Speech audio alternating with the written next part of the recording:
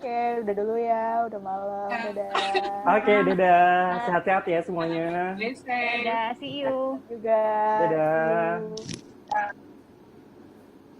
Ever since the COVID-19 pandemic hit the world, the way we communicate with each other has been shifting. 25 years old Dina Arti Novianti has not visited her parents in Garut, West Java for several months now.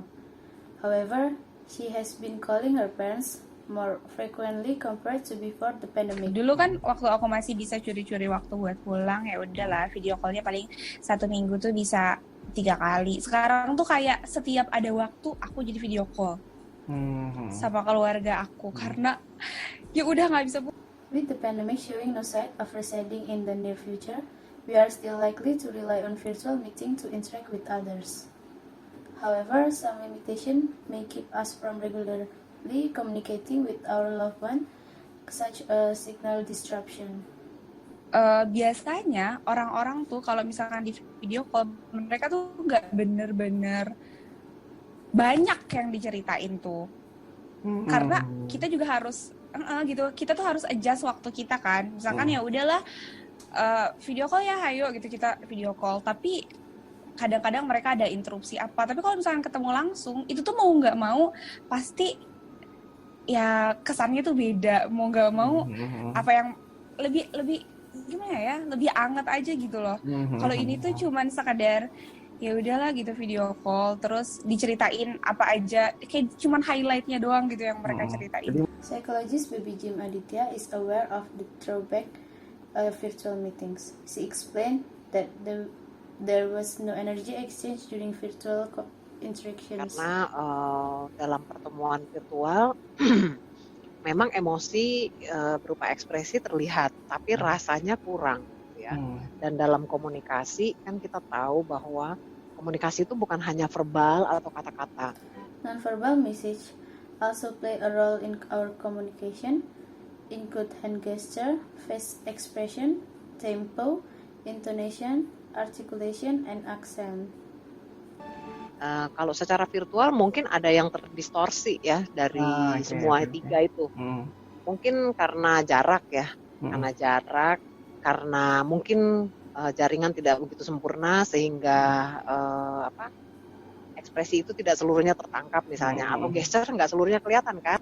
Virtual interaction may cause people to feel lonely, but Baby said it's not so different from face-to-face interactions where we can feel lonely too despite being in the middle of a crowd. Kita kumpul-kumpul sama teman kita di warung kopi, ber-6, ber-8, ber-10, tapi masing-masing sibuk sama handphonenya masing-masing. Kita sibuk sama yang jauh, instead of sibuk sama yang deket kita. Mbok bertegur sapa, lu tadi gimana? Gimana kerjaan lu? Gimana ini itu? Enggak tuh. So, kenapa kita mesti ketemu secara fisik dong? Capek-capek, macet-macet ya, kalau menurut Mbak Baby.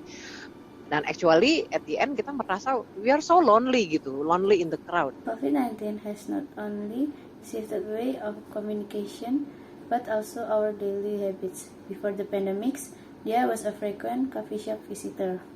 Sis di sebelah Plaza Senayan, jadi sebenarnya hampir tiap hari nongkrong. Karena sekedar ngopi ke Starbucks atau ke food court atau ke restoran, dan itu juga kadang bosku tuh tipikal orang yang laid back kan, jadi dia sebenarnya lebih suka ngobrol-ngobrol santai, ngomongin soal kerjaan secara nggak serius, sehingga kita lebih sering makan siang di luar. Jadi kalau seminggu bisa dikatakan 3-4 kali, ya hampir tiap hari. Dan tentunya selama pandemi itu berarti kultur makan-makan itu hilang gitu ya, Dea? Makan-makan di luar itu tentunya. Iya, benar-benar hilang. This change of culture has affected many coffee shops, including Relung Kopi in Tebet, South Jakarta. They have suffered a decline in sales because of Jakarta large-scale social restriction PSBB policy. Waktu adanya peraturan PSBB itu yang tidak boleh terima dine-in itu pengaruhnya sampai penurunan salesnya sekitar 80%. When Jakarta entered its transitional PSBB phase in early June, customers started returning to Relung Kopi. The coffee shop now provide outdoor share seating to help customer maintaining a cafe physical distance. Kita tahu kan dengan adanya COVID ini lebih baik berinteraksi itu di ruangan terbuka. Nah, jadi kita juga rajin untuk promo kalau selain kita menerapkan protokol kesehatan, kita juga beberapa foto video kita unggah di media sosial Rulung Kopi.